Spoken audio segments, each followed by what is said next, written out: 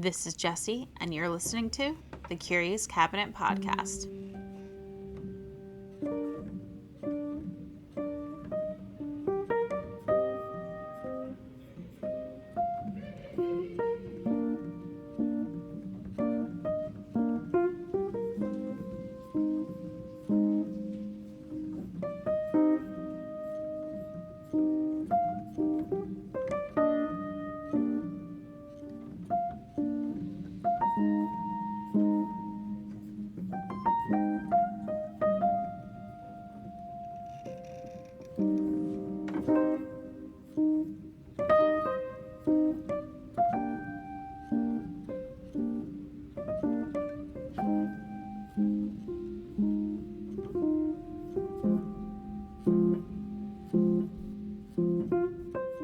Hi, everyone, and welcome back. I hope you had a good week. I don't know if you follow me on all my other social media accounts, but I haven't posted in a couple days. I did today, but I haven't posted in a couple days because I had pulled my back out, so I have been trying to recover and not do anything, honestly. But today I'm good. So I posted today. This podcast will come out tomorrow, but anyway. So that's been what's going on with me. I hope everyone had a good week, and hopefully the weather is getting nicer and it's sunny out again wherever you are. Okay, so I'm going to get into this case, and this is a case that there's not a whole lot of information, but I just think it's worth talking about. It's a little crazy, so I'm going to talk about the disappearance of Crystal Gayle Dittmeyer. Now, Crystal Gayle Dittmeyer was born on April 26, 1984, in Oklahoma City, Oklahoma. She lived with her mom, Tammy Crider, her stepfather, Benjamin Crider, and I believe she had 2 half-siblings. It's kind of hard to find the information on how many siblings she had. They lived at the Pickwick Apartments, which was on West Interstate 240. Now, I'm not too sure when her mom and her stepdad had started dating. I know she had, like I said, she had 2 younger half-siblings. One was 8 at the time of her disappearance. I'm not sure how old the other one was. Also, during this case, I do want to point out that her biological father, Jeffrey Dittmeyer, was assumed to be her biological father. But during this investigation, they found out that he was not her father. They discovered that her real father was a man named Charlie Jones, who had no idea that he had a daughter. But they both cooperated fully with the investigation, and neither of them were considered to ever be a suspect in her disappearance. Could you imagine that? Like your daughter. I know that Jeffrey and Crystal didn't really have a relationship. I don't know if she saw him at all or anything, but could you imagine, like, for 12 years, because she was only 12 when she disappeared, thinking you had a daughter, and then she wasn't even really your daughter? It's just crazy. But anyway, so one thing I do want to point out that authorities had been contacted since Crystal was little. There was a lot of concern about Crystal's well-being in the home. Between 1984, since Crystal was born, and 1991, there had been 5 complaints made about Tammy to Oklahoma Department of Human Services, so DHS, by people who were helped to babysit Crystal. They all pretty much said the same thing, that Tammy was a neglectful parent. These complaints ended up being dismissed due to lack of evidence or just being ruled unfounded. So there was, I guess, no proof in the neglect, but there were complaints made when she was very little. In the early 1990s, someone had told DHS that Crystal had been allowed to carry cigarette lighters, and they thought that she was responsible for setting some fires that had actually happened in the neighborhood. Now, at the time, she had an extremely unsupervised home life, but DHS couldn't find any evidence that these claims were true. She would have been 6 years old at that time. I just want to point that out because, like, I have a 5-year-old and I don't even let her near any lighters, like, not that we'd smoke or anything, but, like, the fact that she's allowed to have a cigarette lighter and even knows how to use it is just a little troubling. You would, like, obviously, it corroborates with the neglect claims that were being made. So Crystal was last seen on June 13th, 1996, when she was 12 years old.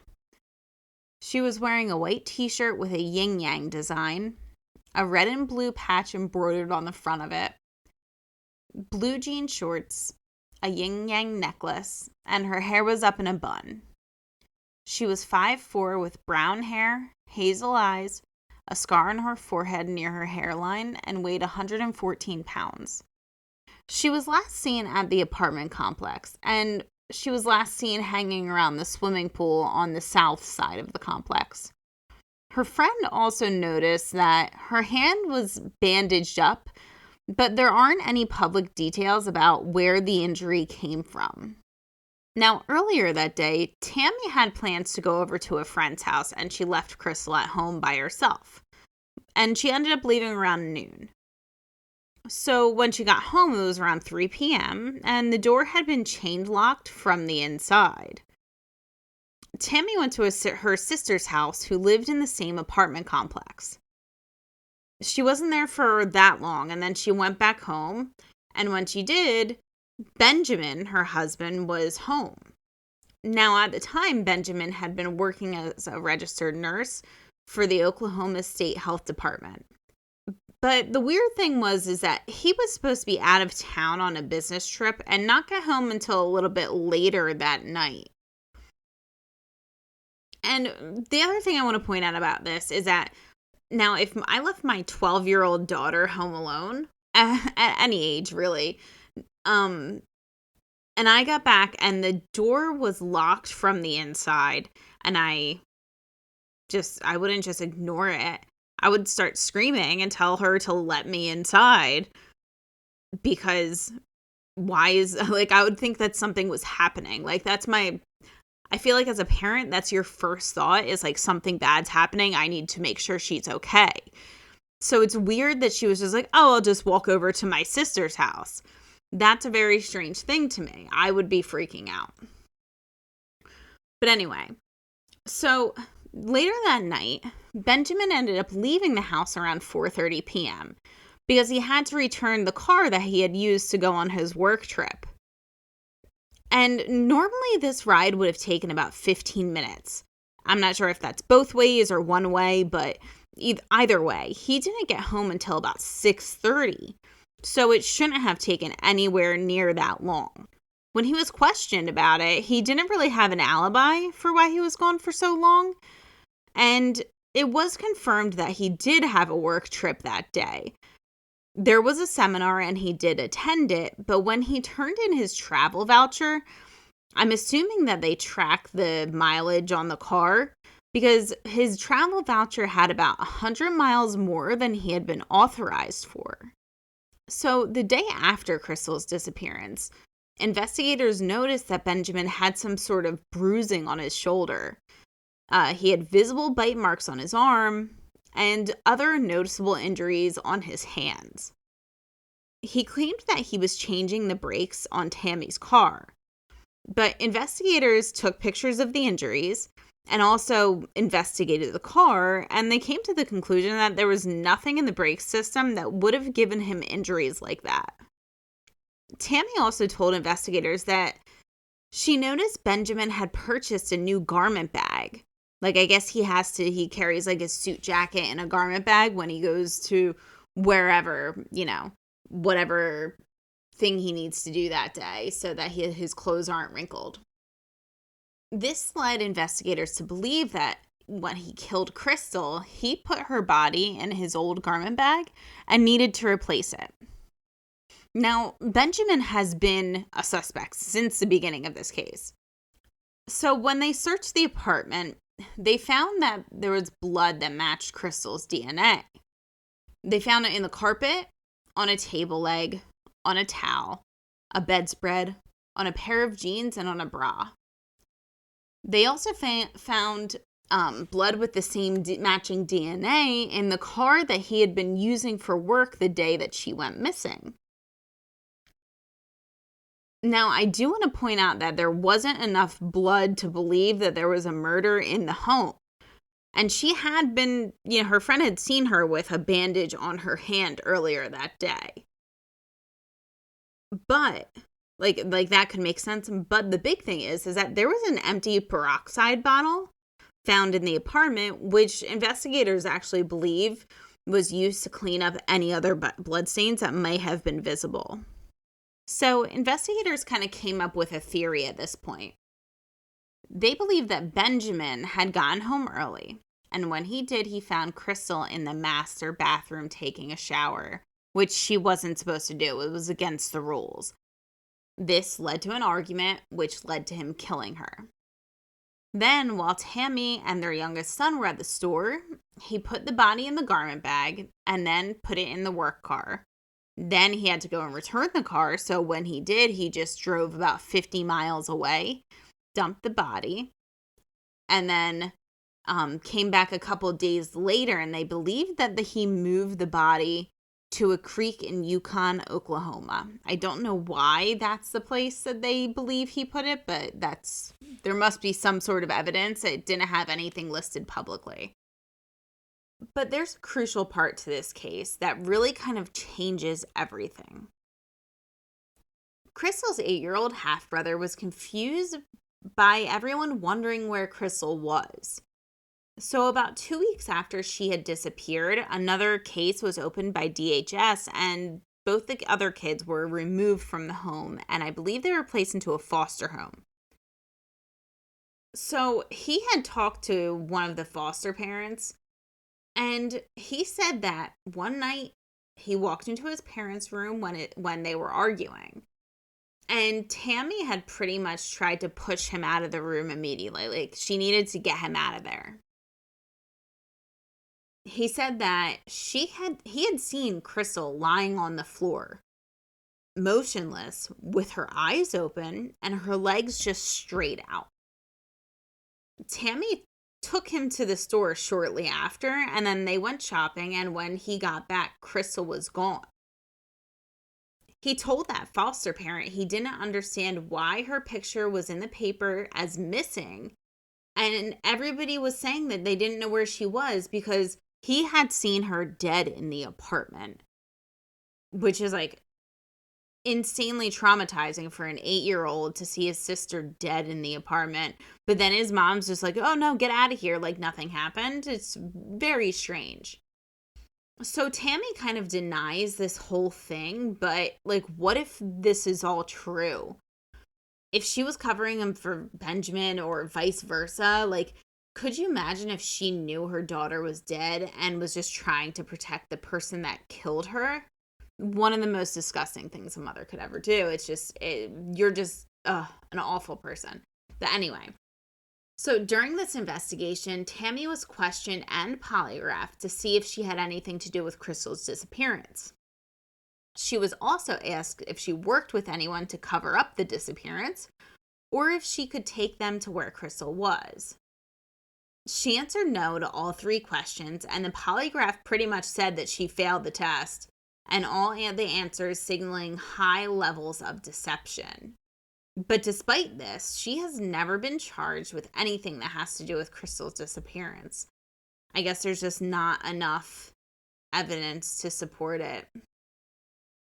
But Benjamin initially agreed to take a polygraph, but then he changed his mind and refused.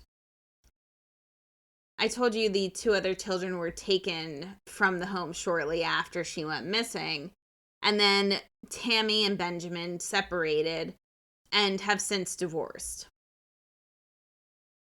Now, I also mentioned in the beginning that investigators discovered that Crystal's real dad wasn't Jeffrey Dittmeyer, but a man named Charlie Jones. Now, when they found Jones, it was a significant break in the case because I believe until then it was kind of hard to identify the DNA that they found in in the home and in Benjamin's car that matched Crystal's. Charlie had stated that despite never meeting his daughter, he considers her to be his family.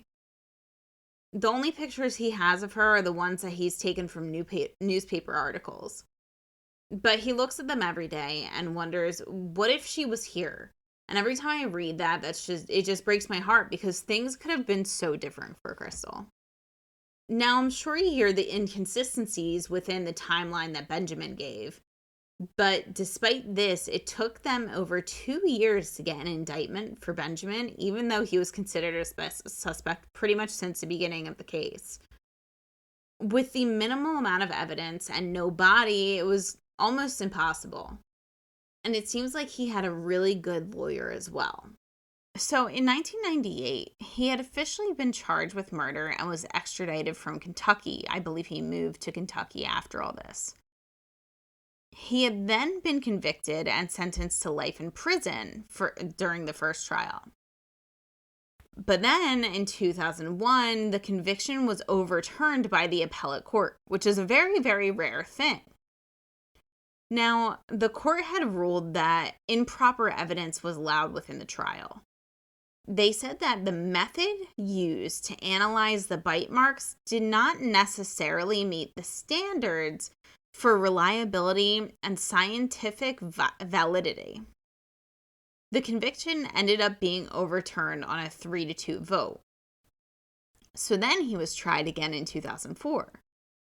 The judge had barred certain items that were found in the apartment from being presented as evidence.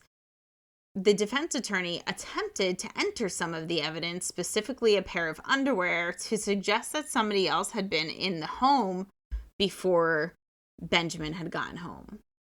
The judge was furious, and both prosecution and defense requested to be a mistrial due to the jury being swayed one way or the other.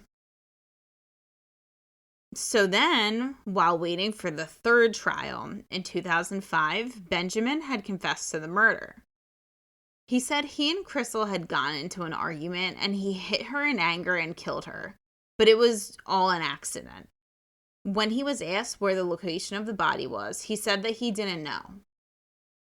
Now, since there wasn't a body and the prosecutor didn't want to go through this third trial and possibly lose, they settled. Benjamin pled guilty to a charge of manslaughter and received a 10-year sentence. And because he had already served 9 years, he was released shortly afterwards. But Benjamin died in 2008 at the age of 49 of a heart attack without ever giving up the location of the body. I don't think this case should have been closed without him giving up the location of the body. I mean, I know they wanted to get a conviction and going to trial was risky. They had already overturned the first conviction and the mistrial. And it's possible that they could have claimed she ran away or she was kidnapped because there really is no proof that those things weren't true until he confessed to the murder. But I do think that there's a lot more that happened. I think there's just a lot more information that wasn't revealed. I think that if they did find the body, they probably would have figured out that his confession wasn't accurate and that it wasn't like an accidental hit that killed her. I mean, you got to hit someone really, really hard by accident to kill them. But between child services already being involved with the family and people were already worried about her well-being, it's obvious that something else was happening within her home. Maybe she was being sexually abused. Maybe she was pregnant and he killed her because he didn't want anyone to find out. And that's why he didn't want anyone to find the body. There's just so many theories. And the sad part is, unless somebody stumbles upon the body, we'll probably never know what happened. And for me, I don't know. As a parent, as a mom, I really hope that her mother wasn't involved. Because that is just like the most disgusting, awful thing. It's just complete betrayal. But Anyway, it's a sad ending to a case, but that is the disappearance of Gayle Dittmeyer. Don't forget to subscribe to my channel, like this, share it with your friends, and don't forget to find me on Instagram, TikTok, and Facebook. And let me know what you think of the episodes. I love constructive criticism, so I'm always asking for tips.